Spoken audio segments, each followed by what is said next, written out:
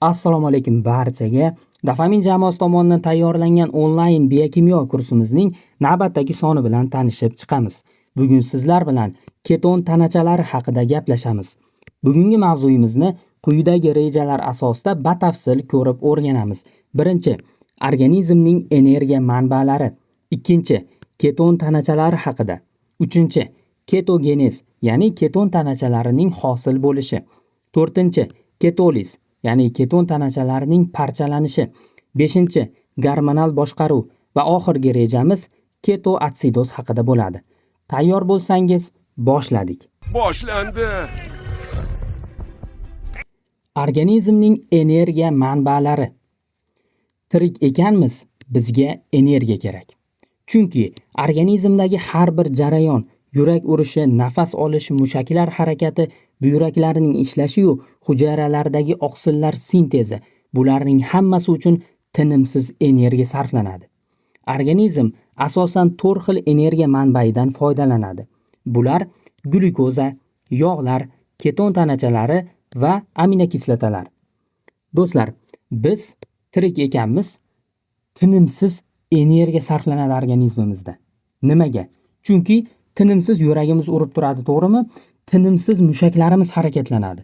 To'g'ri, biz uxlayotganimizda ular intensiv harakat qilmasligi mumkin, lekin mushaklar tonusini ushlab turish uchun ham baribir energiya sarflanadi. Yoki buyraklarimiz ham tinimsiz ishlab turadi. Hujayralarimizda esa minglab biokimyoviy reaksiyalar amalga oshadi. Mana bularning hammasiga energiya kerak, to'g'rimi? Energiyani qayerdan olamiz? Soddaroq qilib aytganda, biz energiyani oziq-ovqatlardan olamiz. Shuning uchun biz har kuni 3-4 mahal ovqatlanamiz. Mana shu ovqatlar orqali biz energiya olamiz. Shu energiya orqali biz tirikmiz. Tushunarli-a? Endi ovqatlar tarkibidagi qaysidir moddalar bizga energiya beryapti ekan. Biz biokimyo orqali ana shu moddalar qaysi ekanligi va ular qanday qilib energiya berayotganini ko'rib chiqyapmiz. Biz oldingi darslarimizda ana shu moddalardan uglevodlar yoki glyukoza qanday qilib energiya berayotganini gaplashib chiqdik, to'g'rimi? Uglevodlar yoki glyukoza, yana boshqa vakillar bor. Misol uchun fruktoza, galaktoza yoki polisaxaridlar va hokazo hammasini biz gaplashib bo'ldik. Va keyin biz yog'larni gaplashyapmiz bir necha darslardan beri, to'g'rimi? Ular ham organizmda energiya berar ekan. Yog' kislotalarining beta oksidlanishi orqali energiya hosil bo'lar ekan, to'g'rimi? Biz yog'larni ham iste'mol qilamiz-ku. Endi mana bugungi darsimizda keton tanachalari haqida gaplashamiz. Bundan tashqari organizmga energiya beradigan yana aminokislotalar ham bor. To'g'ri, ularning asosiy vazifasi energiya berish emas, lekin ular ham organizmning energiya manbalaridan biri hisoblanadi. Yana bundan tashqari muhim energiya manbalaridan biri bor, bu laktat. Biz laktatni alohida bu yerda 5-inchisi sifatida qo'shmadik. Nega? Chunki laktatni biz oziq-ovqatlar orqali odatda u qadar ko'p iste'mol qilmaymiz. Chunki biz iste'mol qiladigan oziq-ovqatlar tarkibida laktat deyarli mavjud emas. Laktat biokimyoviy reaksiyalar orqali organizmda ma'lum bir muddat davomida hosil bo'ladi va ishlatiladi. Lekin bu ham o'ziga xos bir energiya manbai sifatida tilga olinadi. Tushunarli-a? Darsimiz davomida hozir sizlar bilan organizmning energiya manbalari haqida biroz suhbat quramiz va undan keyin keton tanachalari haqida gaplashamiz. Birinchisi, glyukoza yoki uglevodlar. Eng tez va oson o'zlashtiriladigan energiya manbai. Deyarli barcha a'zolar uni ishlata oladi. Demak, do'stlar, e'tibor beringlar. Mana bu glyukozani haqida gapirayotganda deyarli barcha a'zolar uni ishlata oladi deyapmiz. Demak, organizmning mana bu energiya manbalarini hammasini ham barcha a'zolar ishlata olmasligi mumkin. Darsimiz davomida buni yana aytaman. Hozircha mana shu jumlaga diqqat qilib turishingiz kerak. Davom etamiz. Uglevodlarning yagona kamchiligi ularning zaxirasi, ya'ni jigar va mushakdagi glikogen zaxirasi bor-ku, shu zaxirasi juda cheklangan. Ularning kamchiligi mana shunda. Atigi 12-24 soatga yetadi. Ya'ni biz umuman ovqatlanishni to'xtatib qo'yadigan bo'lsak, uglevodlarning zaxirasi, ya'ni glikogen parchalanishni boshlaydi-da, tugaydi. Qachon? Bir kunda tugaydi. Zaxirasi juda ham kam. Organizmga tez energiya kerak bo'lganda eng qulay yoqilg'i albatta uglevodlar hisoblanadi. tez parchalanadi-da, biz ovqatlanganimizda ham agar uglevodlarni iste'mol qiladigan bo'lsak, juda ham tez energiya beradi. Misol uchun tasavvur qiling. Siz deylik tushlikka juda ham och qolib keldik. Soat deylik 12:00, ha? Tushlik vaqti bo'lgan, siz juda ham ochsiz, sizga juda ham tez energiya kerak. Nima iste'mol qilsangiz tezda energiya qonga so'riladi. Albatta uglevodlar. Misol uchun, misol keltiradigan bo'lsak, shirinliklar yoki bitta qanaqadir shokolad, yana boshqa misollar keltirish mumkin, xullas uglevodlar. Tushunarli-a? Har doim qonda ma'lum miqdorda glyukoza bo'ladi. Tushunarli-a? Glyukozani qondagi miqdori albatta normada bo'lishi kerak. Normadan tushib ketishi ham, normadan yuqorilab ketishi ham organizm uchun xavfli. Bu haqida biz oldingi darslarimizda juda ham ko'p gaplashganmiz. Demak, organizmning energiya manbalaridan birinchisi bu uglevodlar yoki ularning eng asosiy vakili bu glyukoza. Tushunarli-a? Davom etamiz. Ikkinchisi, erkin yog' kislotalari yoki yog'lar. Bular ikkinchi o'rinda. Chunki organizmning eng katta energiya zaxirasi aynan yog'lar hisoblanadi. Nisbatan sekin parchalanadi, ko'p kislorod talab qiladi, lekin energiyasi juda uzoq vaqtga yetadi. Misol uchun biz aytdik-ku, ovqatlanishni to'xtatib qo'yadigan bo'lsak, bir kundan keyin uglevodlarning zaxirasi tugaydi. Agar organizmda faqat uglevod zaxirasi bo'ladigan bo'lsa, odam bir kunda och qolib nobud bo'lishi mumkin edi. Lekin Xudoga shukr, bizda yog'lar zaxirasi ham bor. Odam yog'lar zaxirasi bilan bir oygacha tirik qolishi mumkin, umuman ovqatlanmaydigan bo'lsa ham. Tushunarli-a? Demak, yog' to'qimasida trigliseridlar shaklida zaxiralanadi yog'lar. Tinch holatda ham bir qancha organ va to'qimalar yog' kislotalaridan foydalanadi. Bu haqida oldingi darslarimizda ham aytdik. Tushunarli-a? Ya'ni nima demoqchimiz bu jumla bilan? Yog'lar faqatgina zaxira sifatida ishlatiladi. Faqat bir kun och qolib ketganimizdan keyin kerak bo'lar degan tushuncha paydo bo'lib qolmasin. Misol uchun siz hozir qorningiz to'q, shu videoni ko'rib o'tiribsiz, bir qancha organ to'qimalaringiz yog' kislotalaridan foydalanyapti. Ya'ni yog'lardan foydalanyapti. Aynan qaysi degan savol berishingiz mumkin. Misol uchun yurak. Yurak odatda 60-70% energiyani aynan shu erkin yog' kislotalarini parchalab oladi energiyani. Demak, sizning yuragingiz 70-75 marta qisqaryapti, to'g'rimi? Tinch holatda o'tiribsiz. Asosiy energiyani glyukozadan emas, yog'lardan olyapti. Siz och qolib ketganingiz yo'q. Baribir yog'larni ishlatadi u. Tushunarli-a? Demak, aynan yog'lardan erkin yog' kislotalari asosiy energiya manbai hisoblanadi. Bu ikkinchi energiya manbai edi organizmni. Endi shu energiya manbalaridan bugungi mavzuyimizda gaplashiladigani keton tanachalari, bu uchinchisi. Favqulodda vaziyatlarda ishlatiladigan energiya manbai hisoblanadi. Tushunarli-a? Uzoq ochlik vaqtida jigarda yog'lardan sintezlanadi bu keton tanachalari. Ketonlarning o'ziga xos jihati shundaki, ular suvda yaxshi eriydi va yog'dan farqli o'laroq miyani energiya bilan ta'minlay oladi. Darsimiz davomida yana gaplashamiz. Demak, do'stlar, keton tanachalari favqulodda vaziyatlarda ishlatilar ekan, qachon desa uzoq ochlik vaqtida. Deylik, siz 2-3 kun och qolib ketdingiz. Shunda organizm keton tanachalarini hosil qiladi. Nimadan hosil qiladi? Yog'lardan hosil qiladi. Nimaga hosil qiladi? Chunki yog'lar miyani energiya bilan ta'minlay olmaydi. Keton tanachalari esa miyani ham energiya bilan ta'minlash imkoniyatiga ega. Qanday qilib deyishingiz mumkin. Buni birozdan keyin tushuntiraman. Hozir esa demak bu uchinchi energiya manbai. To'rtinchisi bu aminokislotalar yoki oqsillar. Aslida aminokislotalar yoki oqsillarni biz bilamiz, organizmning energiya manbai emas, ular qurilish materiali hisoblanadi.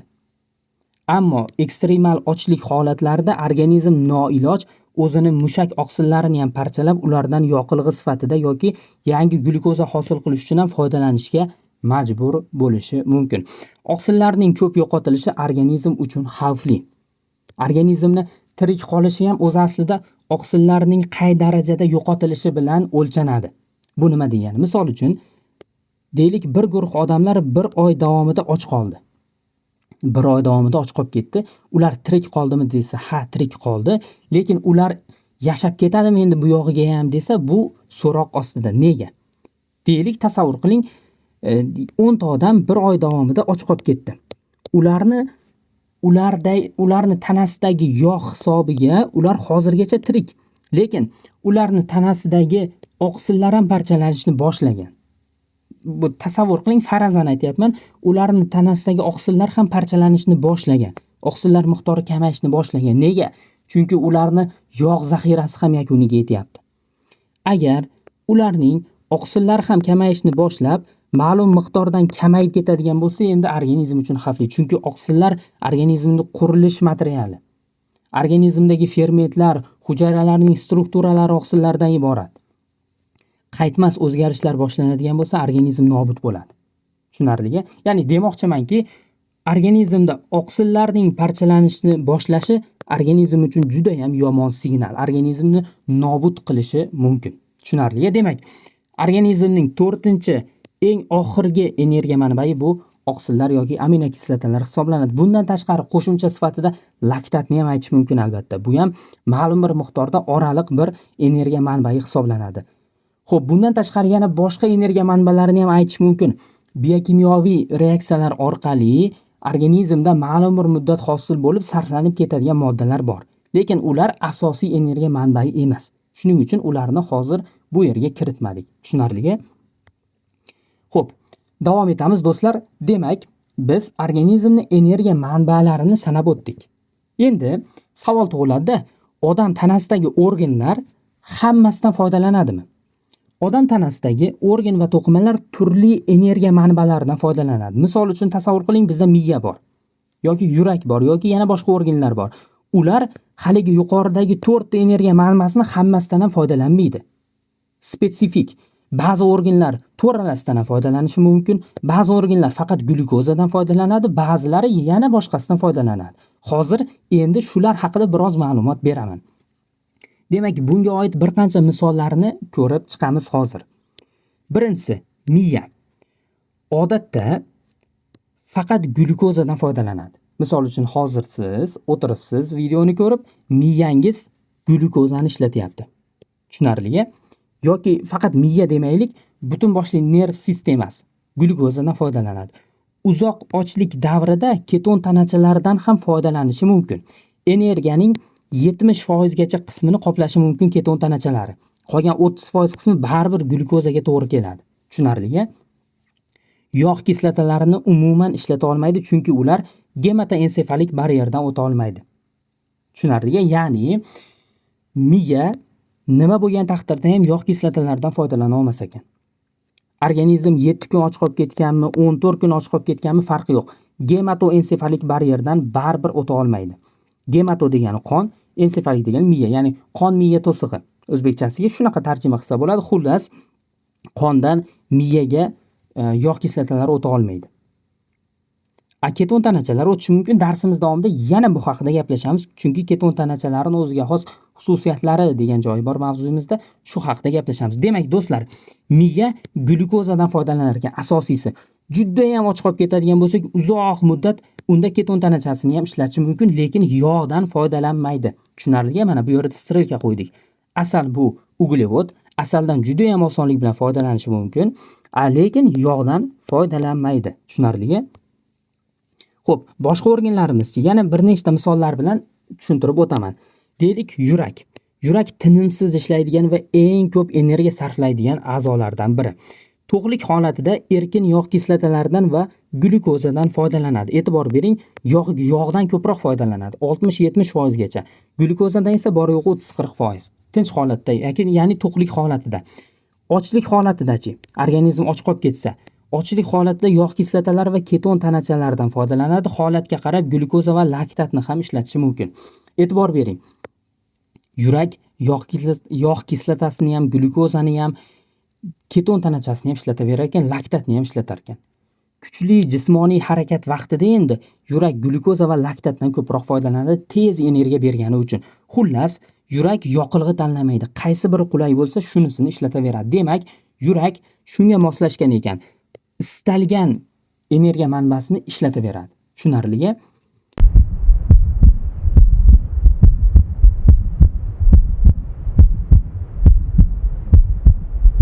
Keyingi organlar. Misol uchun skelet mushaklari. Tinch holatda asosan yog' kislotalaridan va qisman glyukozadan ham foydalanadi. Ochlik holatida yog' kislotalari va keton tanachalaridan, kuchli jismoniy harakat vaqtida esa yog' kislotalari, glyukoza, laktatdan foydalanadi, chunki kuchli jismoniy harakat vaqtida juda ko'p energiya talab qiladi. Shuning uchun mana bularning barchasidan foydalanadi. Eritrotsitlar, qizil qon tanachalari, buni o'ziga xos xususiyati bor. Chunki ularda mitoxondriya yo'q. Asosiy va yagona energiya manbai glyukoza. Ularda mitoxondriya mavjud emas. Shuning uchun ham eritrotsitlar na yog'larni, na ketonlarni va na aminokislotalarni parchalay oladi. Tushunarli? Demak, yog'larni ham ishlata olmaydi ular, ketonlarni ham ishlata olmaydi, aminokislotalarni ham ishlata olmaydi, chunki ularda mitoxondriya yo'q. Faqat va faqat glyukozani ishlatadi. Agar qonda glyukoza mutlaq tugab qoladigan bo'lsa, eritrotsitlar ham nobud bo'lishni boshlaydi. Shuning uchun ham organizm juda mukammal, glyukozani mutlaq tugab qolishiga qarab turmaydi. Glyukoza juda kamayib ketadigan bo'lsa, turli yo'llarni qilib glyukozani maksimal saqlab qolishga harakat qiladi. Buni yana birozdan keyin gaplashamiz.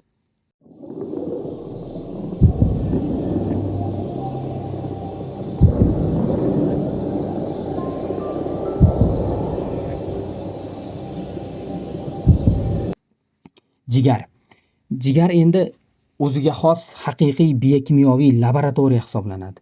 Nimaga? Chunki jigarda barcha moddalar qayta ishlanadi, hosil bo'ladi, parchalanadi va hokazo. Chunki oshqozon ichaklarimizda so'rilarkan oziq moddalar, ular birinchi bo'lib portal vena orqali jigarga boradi, to'g'rimi? Ana jigardan keyin turli o'zgarishlarga uchrab qonga so'riladi. Yoki qonga chiqariladi deylik. Qonga chiqarilgandan keyin butun organizmga tarqatiladi. Jigarda o'zi nimalardan foydalanadi ishlashi uchun degan savolga javob sifatida aytamiz, glyukozadan ham, yog' kislotalaridan ham, aminokislotalardan ham foydalanadi u. Lekin jigar o'zi ishlab chiqargan keton tanachalaridan energiya sifatida foydalana olmaydi. Keton tanachalari qonga chiqariladi va boshqa organlarga yuboriladi. Demak, biz aytayotgan keton tanachalari jigarda hosil qilinadi, lekin jigar shu keton tanachalaridan energiya sifatida o'zi foydalana olmaydi. Chunki unda fermentlar yo'q. Birozdan keyin aynan qaysi fermentlar ekanligini ham tushuntirib o'tamiz. Demak, glyukoza, yog' kislota, aminokislota bularning barchasini jigar o'z ehtiyoji uchun ishlatishi mumkin. Tushunarli? Keyingisi buyrak.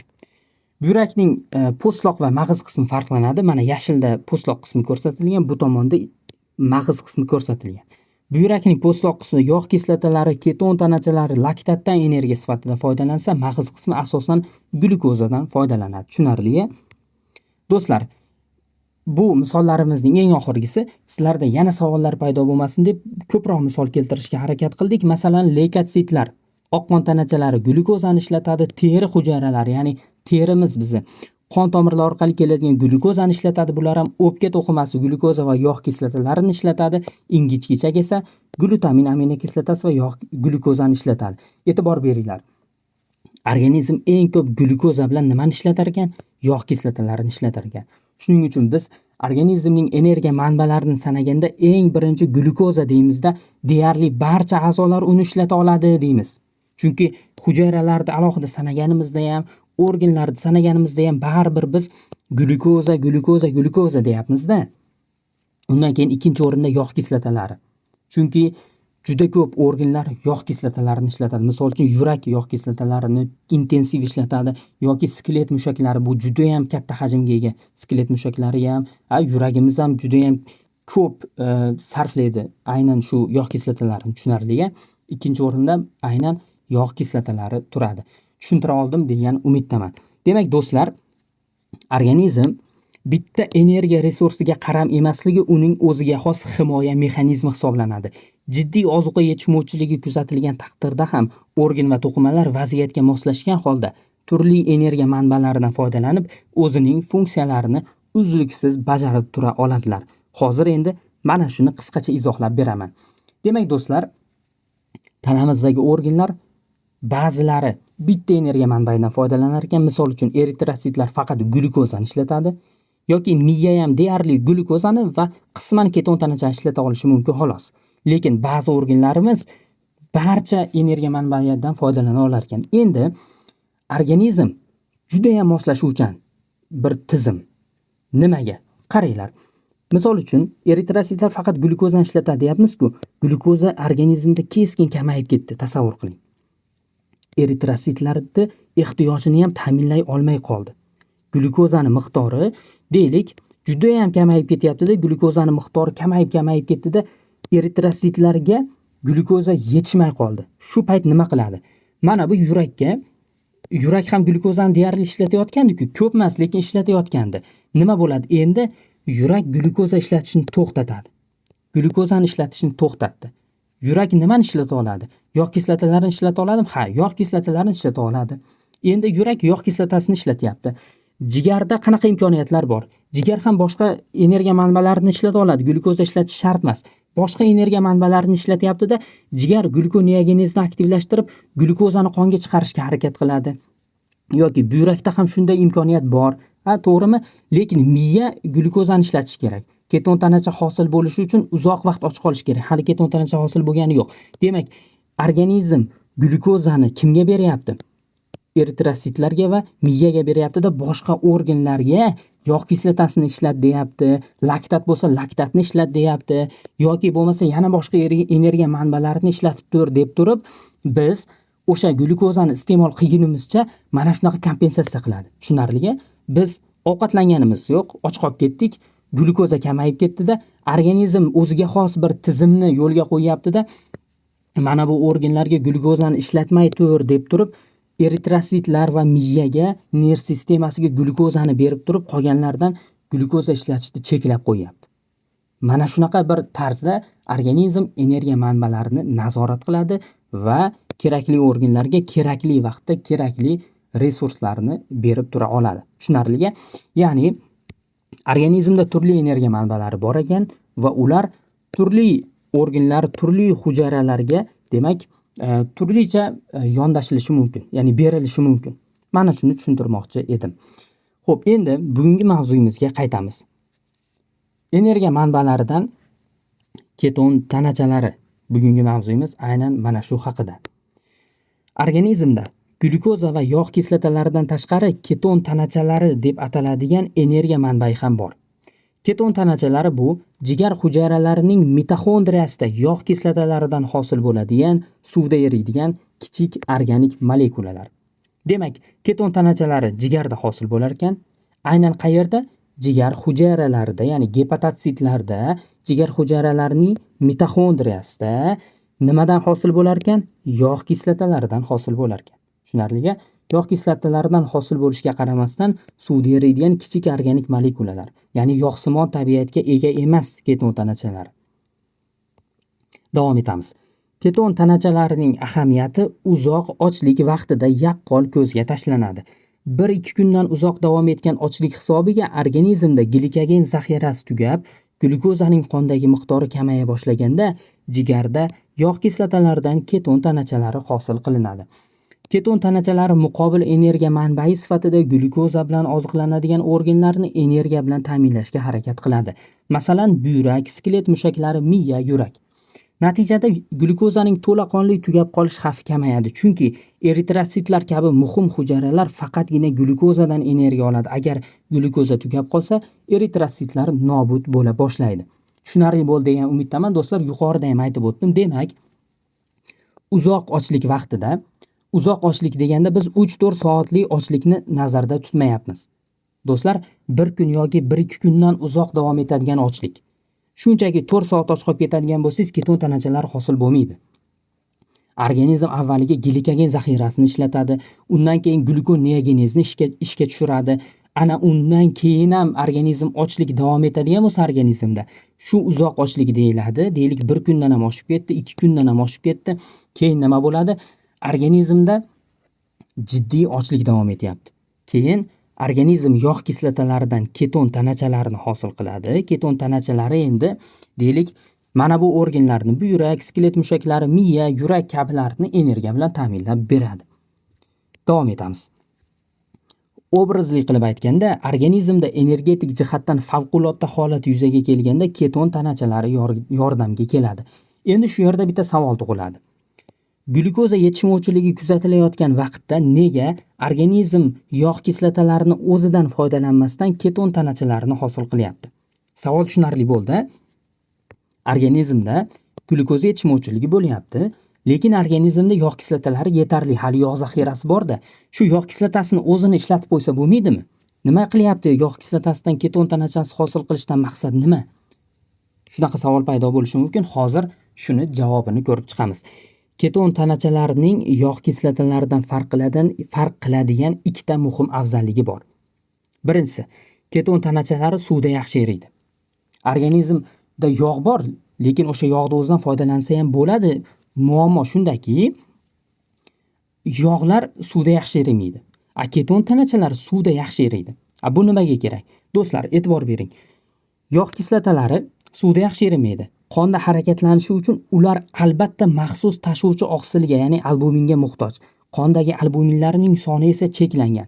Ya'ni organizm ko'p miqdorda yog' kislotalarini qonga chiqarib, ko'pgina organlarni energiya bilan ta'minlay olmaydi. Chunki tashuvchi oqsil albuminlarning soni ham cheklangan. Keton tanachalari esa suvda yaxshi eriydi. Ularga hech qanaqa tashuvchi kerak emas. Ular qon oqimida tez va erkin harakatlana oladi. Keton tanachalari yog'lardan sintezlanadi, lekin ular yog' emas. Tushunarli-a? Keton tanachalarini ko'p miqdorda sintezlab, qonga chiqarib, ularni tez va erkin harakatlanishiga erishish mumkin.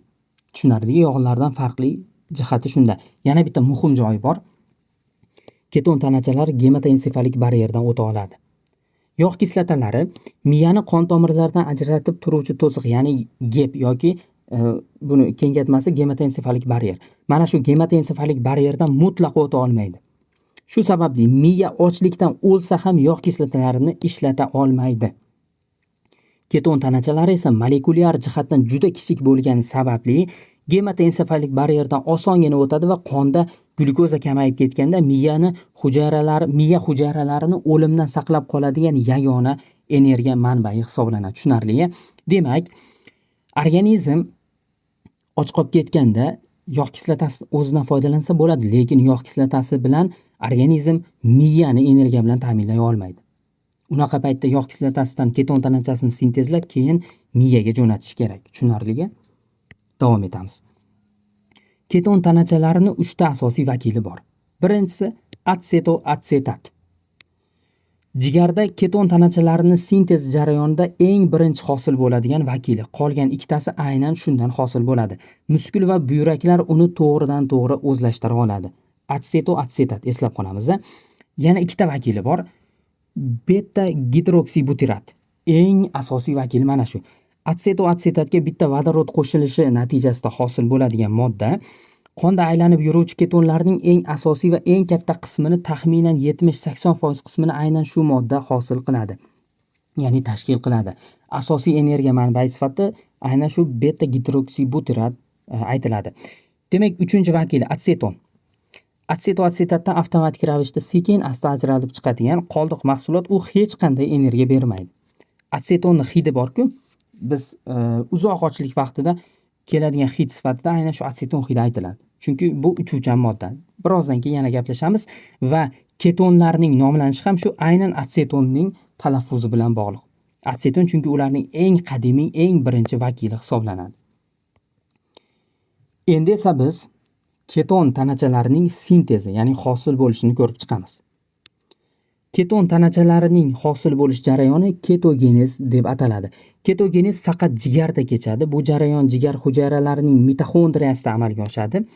Yog' kislotalarining beta oksidlanishi natijasida hosil bo'lgan atsetil-koadan keton tanachalari sintezlanadi. Tushunarli do'stlar?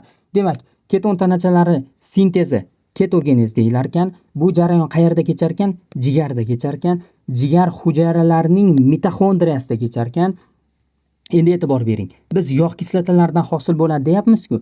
Yana ham aniqroq aytadigan bo'lsak, yog' kislotalarining beta oksidlanishidan hosil bo'ladigan atsetil-koa bor-ku, shu atsetil-koadan hosil bo'ladi. Demak do'stlar, keton tanachalari atsetil-koadan hosil bo'lar ekan. Aynan qaysi atsetil-koadan desa, aynan yog' kislotalaridan hosil bo'ladigan atsetil-koa. Tushunarli do'stlar? Davom etamiz. Mana bu yerda mitoxondriya ko'rsatilgan. Mitoxondriyani ham, demak, e'tibor bering. Qayerda hosil bo'ladi desa, eng ichki qismida, mitoxondriya matriksida hosil bo'ladi. Jarayon mana shu yerda kechadi. Uzoq ochlik vaqtida yog' to'qimasi parchalanib, jigarga juda ko'p erkin yog' kislotalari yetib keladi. Jigar ularni beta oksidlanish orqali parchalaydi va minglab atsetil-CoA molekulalarini hosil qiladi. Odatda atsetil-CoA Krebs sikliga kiradi, to'g'rimi? Lekin Krebs sikli aylanib turishi uchun oksalotsetat degan modda kerak. Ochlik vaqtida esa oksalotsetatlar glyukoza sintezlashga, ya'ni glyukoneogenezga yo'naltirilgan bo'ladi. Natijada Krebs sikliga kira olmagan atsetil-CoAlar mitoxondriyada yig'ilib qoladi. Keyin esa ular jigarda ketonlar sintezlanishiga kirib ketadi. Xullas do'stlar, soddaroq qilib aytaymi shuni. Uzoq ochlik vaqtida yog' to'qimasi juda ham ko'p parchalanadi-da, juda ham ko'p erkin yog' kislotalari jigarga keladi va ulardan o'z-o'zidan beta oksidlanish natijasida ko'plab atsetil-CoAlar hosil bo'ladi. Juda ham ko'p hosil bo'lgan atsetil-CoAlar hujayrada to'planib, ular soni ko'payib ketadi, sig'may qoladi va ular Krebs sikliga sig'may qoladi o'z-o'zidan va shu atsetil-CoAlardan ketonlar sintezlanadi. Bo'ldi, shu xolos. Xo'p, jarayon qanday kechadi? Do'stlar, mana bu yerda yog' kislotalarini beta oksidlanishi ko'rsatilgan oldingi darsda gaplashdik biz. Qayerda kechardi bu jarayon? Mitoxondriyaning matriksida, eng ichki qismida.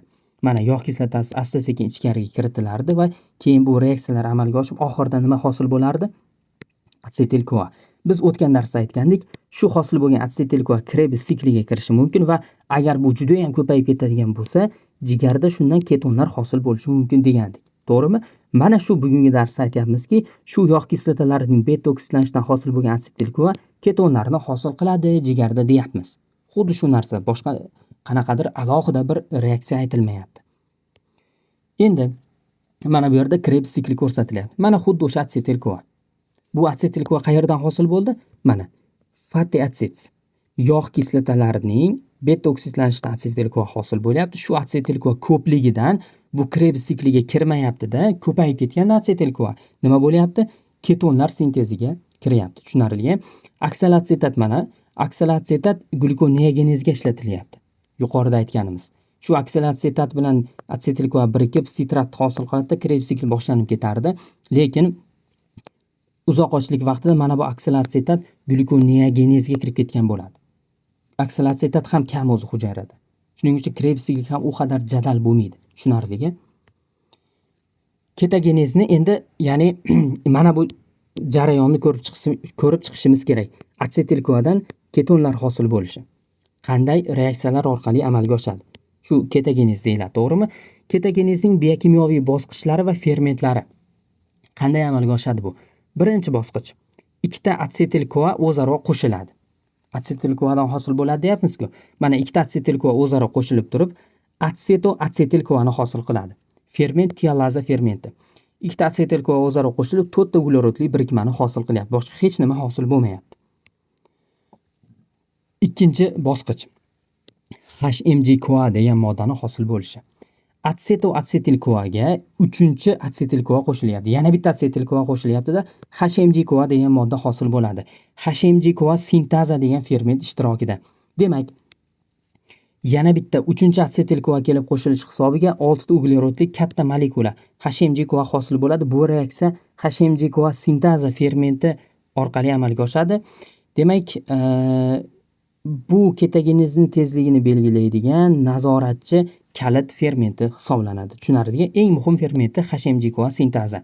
HMG-CoA o'zi nima desanglar, qisqartmasini eslab olsanglar ham bo'ladi, lekin buni kengaytmasi 3-gidroksi 3-metil glutaril CoA degani. Kengaytmasi mana shu modda.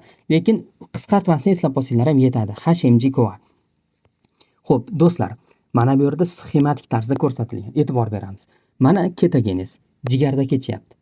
Ketogenez ta'sirida ketonlar hosil bo'ladi. Ketonlar keyin qonga o'tadi. Mana bu yerda qonga o'tgandan keyin ular muskul, miya, buyrakka boradi, keyin ularda ketoliz jarayoni sodir bo'ladi. Mana shu organlarda ular parchalanib nimani hosil qiladi?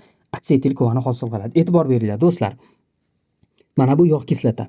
Yog' kislota beta oksidlanyapti. Beta oksidlanish hisobiga atsetil-CoAni hosil qilyapti. Atsetil-CoA keyin oxir oqibat mana bu yerda atsetoatsetatni 3-gidroksibutirat yoki atseton, shu uchala ketonni hosil qilyapti. Bu uchala keton qonga chiqyapti. Qon orqali bular mana bu organlarga boryapti. Bu organlarda bu yerda mana ketoliz, ya'ni ketonlarning parchalanishi sodir bo'lyapti. Oxirida nima hosil bo'lyapti? Yana atsetil-CoA. Bu tomonda ham atsetil koa edi, oxirida parchalanib yana atsetil koa hosil bo'ladi. Maqsad mana shu. Tushunarli-a? Hozir endi reaksiyalarni ko'rib chiqamiz. Demak do'stlar, atsetil koadan HMG-CoA sintaza fermenti ta'sirida HMG-CoA hosil bo'ldi. Endi bu yerda reaksiyalar u qadar to'liq ko'rsatilmagan. Xo'p, undan keyin HMG-CoAdan nima hosil bo'ladi? HMG-CoA liaza fermenti ta'sirida atsetoatsetat hosil bo'ladi. Eng birinchi keton. Mana o'sha reaksiya atsetoatsetat hosil bo'lish 3-bosqich. HMG-CoAdan parchalanyapti-da, atsetoatsetat va atsetil koa, ya'ni bitta atsetil koa ajralib chiqyapti. Lekin boshqa modda hosil bo'lyapti. Endi atsetoatsetat HMG-CoA liaza fermenti ta'sirida. Tushunarli-a? Asosiy keton tanachalaridan biri atsetoatsetat hosil bo'ldi. Eng birinchi keton mana shu. Xo'p, keyingisi 4-bosqich beta gidroksibutirat hosil bo'lishi. Atsetoatsetatga NADH qo'shilyapti-da, beta gidroksibutirat hosil bo'lyapti. Bu qaytar reaksiya hisoblanadi. Beta gidroksibutirat degidrogenaza fermenti ta'sirida. Asosiy energiya beradigan keton bu.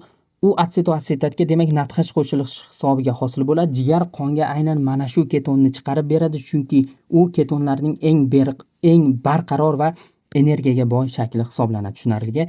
Mana shu modda eng asosiy keton hisoblanadi. Do'stlar, mana bu yerda ko'rsatilgan bu ham. Mana atsetoatsetat eng birinchi keton, NADH qo'shilyapti unga. Nima hosil bo'lyapti? 3 gidroksibutirat hosil bo'lyapti. Yoki biz buni beta gidroksibutirat deyapmiz, ikkalasi bitta narsa. Beta gidroksibutirat eng asosiy keton mana shu. Davom etamiz. Xo'p, undan keyin aytgancha yana bitta muhim ma'lumot, NADH qo'shilish hisobiga hosil bo'lyapti-yu mana bu yerda mana.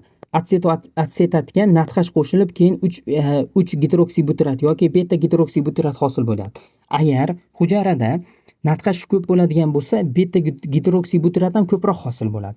Agar NADH kam bo'ladigan bo'lsa, o'z-o'zidan atsetoatsetat ko'proq hosil bo'ladi-da, beta gidroksibutirat kamroq hosil bo'ladi. Tushunarli-a? Endi hujayrada demak NADHning ko'p bo'lishi muhim. Qancha NADH ko'p bo'lsa, shuncha yaxshi. Nimaga? Chunki beta gidroksibutirat eng barqaror va eng ko'p energiya beradigan keton. Buni ko'proq hosil bo'lgani yaxshi. Atsetoatsetatdan ko'ra. Endi mana bu yerda atsetoatsetat hosil bo'ldi. Agar NADH ko'p bo'lsa, qancha ko'p bo'lsa, ularning hammasini beta gidroksibutiratga aylantiradi. NADH kam bo'lsa, o'z-o'zidan beta gidroksibutirat ham kamroq hosil bo'ladi. Tushunarli? Davom etamiz. Ikkalasi ham baribir qonga chiqarib, tegishli organ va to'qimalarga borib energiya hosil qiladi. Lekin hali aytganimdek, beta gidroksibutirat ko'proq energiya beradi. Endi ikkala ketonni ham hosil qildik, qonga chiqarib yubordik. Jigarda bo'ldi jarayon. Aynan mitoxondriya matriksida oxirgi keton bor. Atseton. O'zi aslida haqiqiy tipik keton mana shu. Lekin umuman energiya bermaydi. Qoldiq mahsulot hisoblanadi. Atsetoatsetat qonda aylanib yurganda qisman o'z-o'zidan hech qanaqa fermentsiz bitta karbonat angidridni yo'qotib atsetonga aylanib qoladi. Reaksiya quyidagicha kechadi. Atsetoatsetat parchalanib, demak, atseton bilan karbonat angidrid hosil qiladi. Atseton uchuvchan suyuqlik, u suyuqlik o'zi, lekin uchuvchan. O'pkalardan nafas orqali va buyraklardan siydik orqali chiqib ketadi.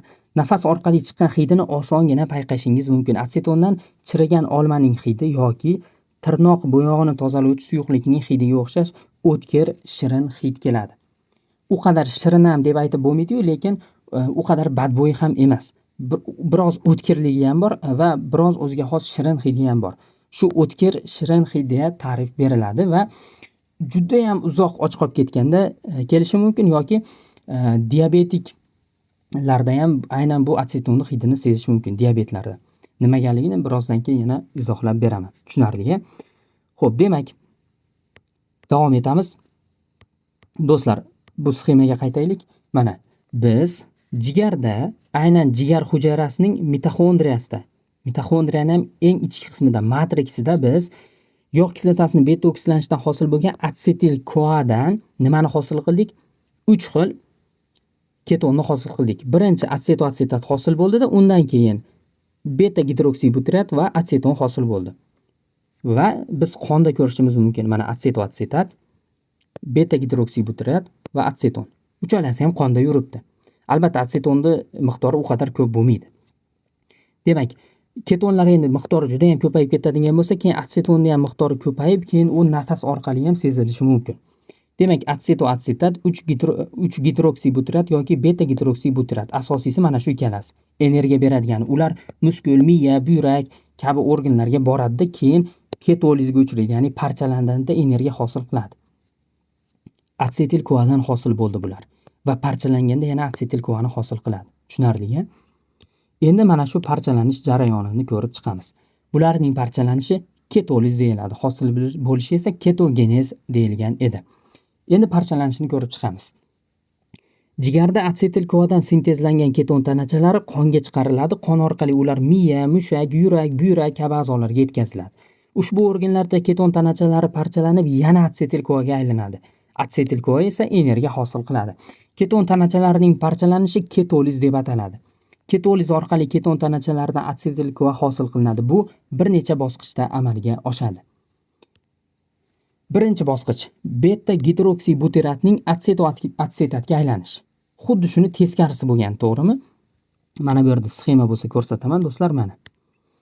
Atsetoatsetat hosil bo'lgandi jigarda va u beta gidroksibutratga aylangandi. Endi mana bu beta gidroksibutrat organlarga borganda parchalanish davomida birinchi u atsetoatsetatga aylanib oladi. Orqaga ketyapti-da, mana bu reaksiya orqaga ketadi. Atsetoatsetatga aylanadi, keyin u atsetil koaga aylanadi. Tushunarli-a? Demak, bu bunga aylanyapti va bu qaytar reaksiya degandim, esinglarda bo'lsa. Mana bu yerda strelka ikkala tomonga ko'rsatilgan. Xuddi o'sha ferment ishtirokida beta gidroksibutrat degidrogenaza. Hujayraga kirgan beta gidroksibutrat qaytadan atsetoatsetatga aylantiriladi. Bu jarayonda beta gidroksibutrat o'zidagi vodorodni NAD+ga berib, bitta NADH hosil qiladi. Bu juda muhim. Chunki NADH elektron transport zanjiriga borib, energiya hosil qiladi. Demak, beta gidroksibutrat do'stlar atsetoatsetatga aylanish jarayonida NADH hosil qilyapti. NADH esa energiya degani, chunki u ATF hosil qiladi. Qayerda ATF hosil qiladi? Elektron transport zanjirida. Shuning uchun ham beta gidroksibutrat do'stlar ko'proq energiya beradi. Tushunarli-a? Xo'p, endi davom etamiz. Ikkinchi bosqich. Mana atsetoatsetat hosil qilib oldik. Endi uni faollashtirishimiz kerak, parchalashimiz kerak-da. Unga suksinil koani qo'shamiz. Atsetoatsetil koa va suksinat hosil bo'ladi. Tiafaraza fermenti ishtirokida mana bu qavs ichida buni biz rasmiy nomini ham berdik. Xo'p, jigarda aynan shu ferment yo'q. Tiafaraza fermenti yo'q jigarda. Shuning uchun ham jigar keton tanachalaridan foydalana olmaydi. Xo'p, keyin atsetil koaning parchalanishi amalga oshadi va ikkita atsetil koa hosil bo'ladi. Tialaza fermenti ishtirokida. 4 uglerodli atsetil koa ikkita atsetil koani hosil qiladi. Bu atsetil koa esa Krebs sikliga kiradi. Ya'ni bo'ldi, jarayon yakuniga yetdi. Tushunarli-a? Ketolizning umumiy sxemasi quyidagicha. Demak, beta gidroksibutratdan birinchi atsetoatsetat hosil bo'lyapti, keyin atsetoatsetil koa hosil bo'lyapti, keyin ikkita atsetil koa hosil bo'lyapti. Jigarning o'zi keton tanachalaridan foydalanmaydi, chunki jigarda tiafaraza fermenti mavjud emas. Tushunarli-a? Xo'p, haligi sxema bilan yana bitta ko'rsatib qo'yaman. Mana beta gidroksibutrat qon orqali, demak, mana bu to'qimalarga kelgandi va beta gidroksibutrat atsetoatsetatni hosil qilyapti, keyin atsetil koani hosil qilyapti. Bo'ldi, shu bilan ikkita atsetil koani hosil qilyapti. Endi atsetil koa nima qiladi? Krebs sikliga kiradi. Tushunarli-a? Krebs sikliga kiradi, keyin u elektron transport zanjiriga kirib ketadi. Undan hosil bo'lgan mahsulotlar energiya hosil qiladi. Do'stlar, bitta qiziq joyi bor-da. Jigardagi atsetil koa qayerga keldi? Mana bu organlarga ham keldi-da, atsetil koa shaklida keldi. Orada ketonga aylandi xolos. Qaytaraman. Jigarda boshida o'z atsetil koa edi, keton bo'lishdan oldin. Oxir-oqibat yana nima bo'ldi? Atsetil koa bo'ldi mana bu organlarda. Orada ketonga aylandi xolos. Tushunarli-a? Demak, keton degan narsa mavjud emas ekan aslida. Aslida keton mana bu atsetil koani tashiydigan modda ekan xolos, to'g'rimi? Tushunarli-a? Hozir mana shu haqida biroz ma'lumot beraman. Aslida keton atsetil koalarni tashiydigan mahsulot, oraliq bir mahsulot xolos ekan. Hozir shu haqida gaplashamiz. Jigarda atsetil koadan keton tanachalari sintezlanib qonga chiqarildi. So'ngra keton tanachalari tegishli organlarga borib, yana atsetil koani hosil qilyapti. Demak, keton tanachalari shunchaki atsetil koani jigardan organlarga tashiydigan molekulalar ekan. Jigardan atsetil koalar to'g'ridan-to'g'ri qonga chiqarilsa bo'lmaydimi? Qiziq savol, to'g'rimi?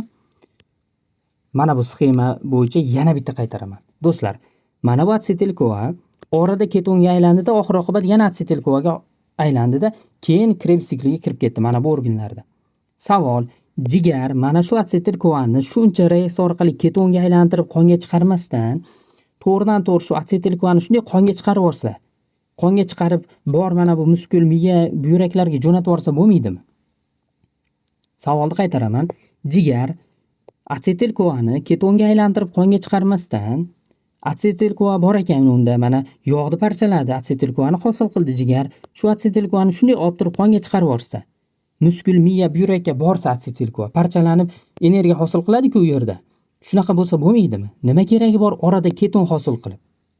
Mana shu savol paydo bo'ldimi sizlarda? Mavzuyimizning eng kulminatsiyasi mana shu yerda. Hozir shuni tushuntiraman.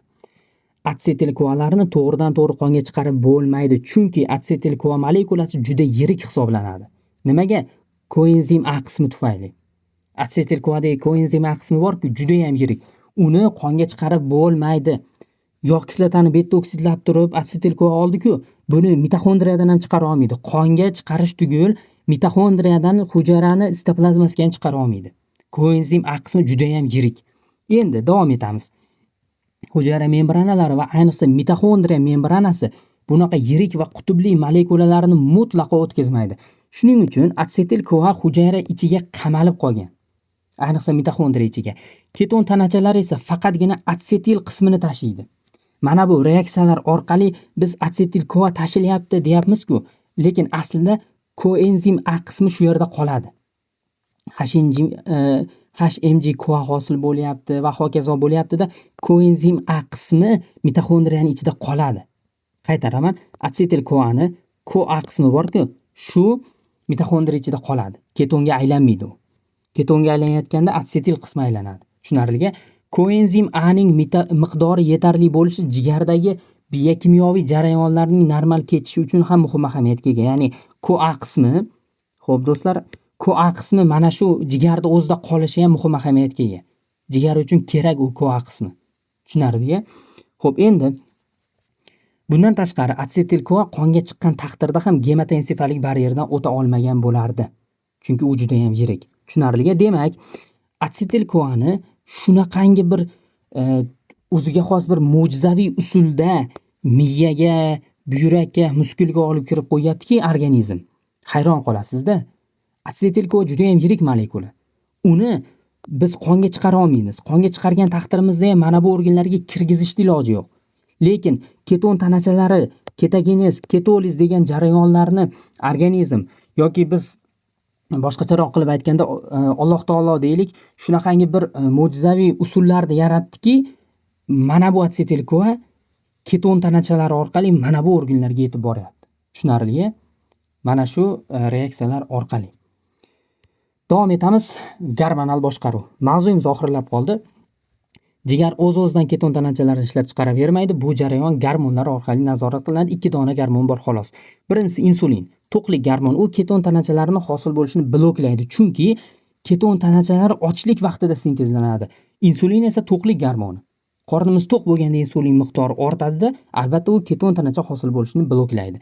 Insulin gormoni zaxiradagi yog'larning parchalanishini ingiberlaydi. Bu ta'siri yog' hujayralaridagi gormonga sezgir lipaza fermentini bloklash orqali amalga oshadi. Bu haqida oldingi darsda gaplashdik. Bundan tashqari insulin jigarda karnitin atsil transferaza bir fermentini ham bloklaydi. Haligi sxemani eslaymiz.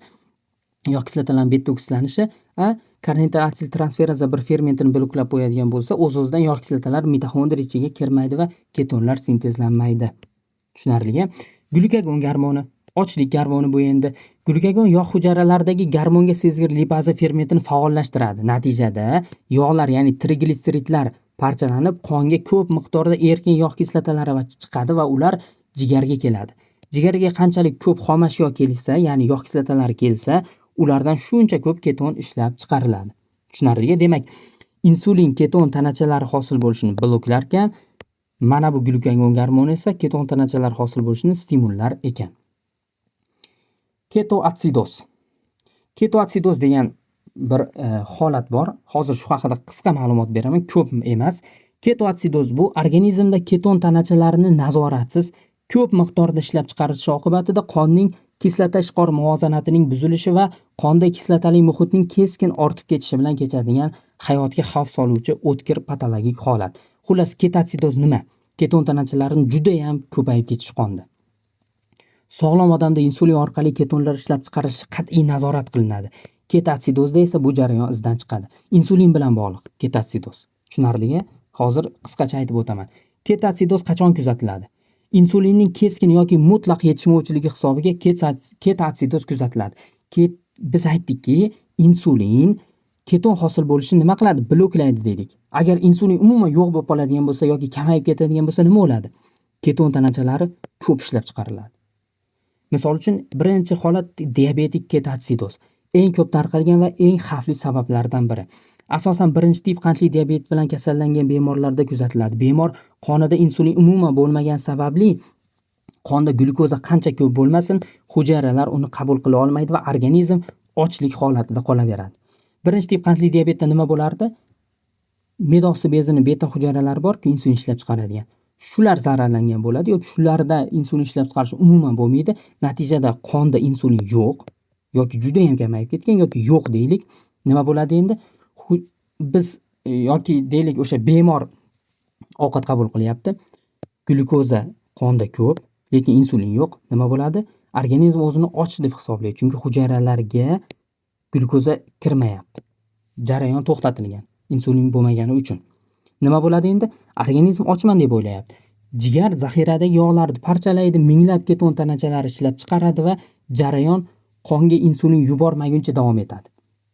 Organizm o'zini ochman deb hisoblayapti. Sababi nima? Qonda insulin yo'q.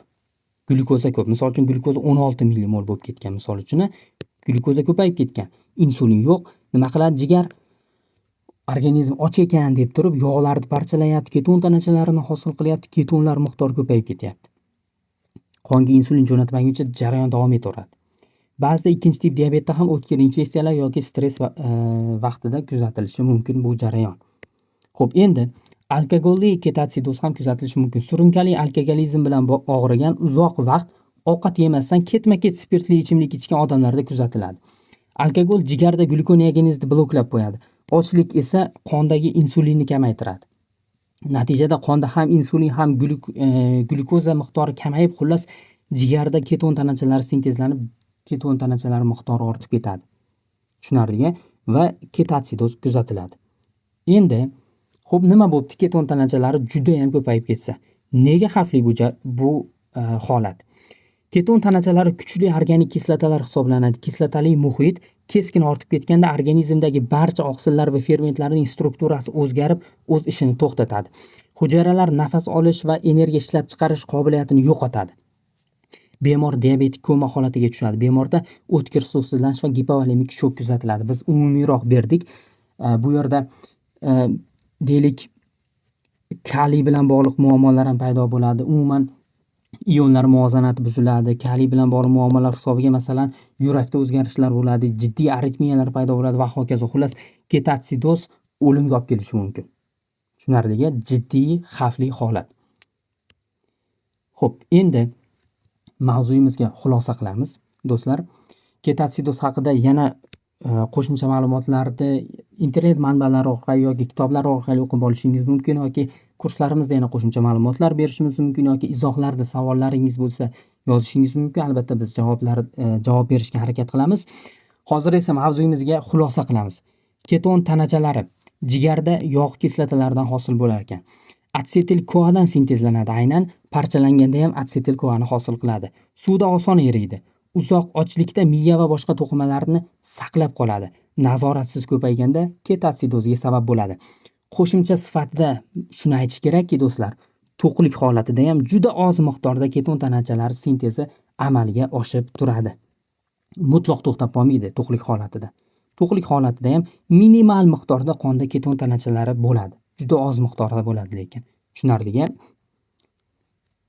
Demak, do'stlar, bizning onlayn kurslarimizda yanada ko'proq va sifatli ma'lumotlarni ustozlar nazorati ostida ularning ko'magida tartib bilan o'qib o'rganishingiz mumkin. Batafsil ma'lumot olish uchun administratorga murojaat qiling yoki Telegram kanalimiz orqali biz bilan bog'laning. Bugungi ma'lumotlarimiz mana shulardan iborat edi. Ijtimoiy tarmoqdagi sahifalarimiz orqali bizni kuzatib borishingiz mumkin. E'tiboringiz uchun rahmat. Sog' bo'linglar, salomat bo'linglar. Keyingi darslarda ko'rishguncha.